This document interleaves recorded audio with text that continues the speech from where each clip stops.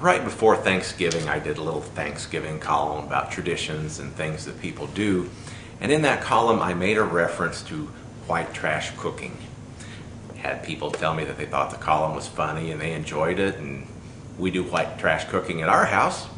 But then I had a few detractors, including a couple of friends, who very sternly told me that that was an insult, that was degrading to people of a lower socioeconomic level, excuse me. And so we went back and forth on it. And I said, look, that I brought that up because there's this cookbook, White Trash Cooking. And it's kind of a genre that's been established. People talk about it. It's like, well, they said, no, you're wrong. That, it's a slur. I said, oh, but come on, hillbilly could be a slur. If I said, you're a hillbilly, that's a slur. But if somebody says, oh, I love that old hillbilly music, or a bluegrass musician says, yeah, it came out of the old hillbilly string music and turned into bluegrass, then people embrace that as a point of pride. And I still lost my argument with my friends. And so, finally it came down to, well, you just don't know what it's like. And I said, hey, there are lots of tire swings from my family tree.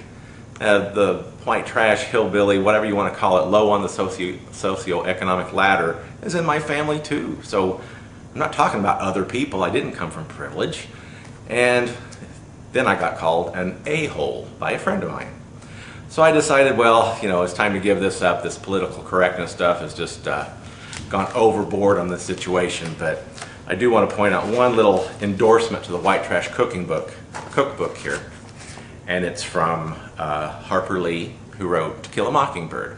And she writes in this, I have never seen a sociological document of such beauty. The photographs alone are shattering. I shall cherish it always. Now that it's harder than ever to identify the genuine article on site, with 2 generations of prosperity, white trash looks pretty much like gentry. We've long needed something other than the ballot box to remind us of their presence. So I leave it at that. If it's okay with Harper Lee, it's okay with me.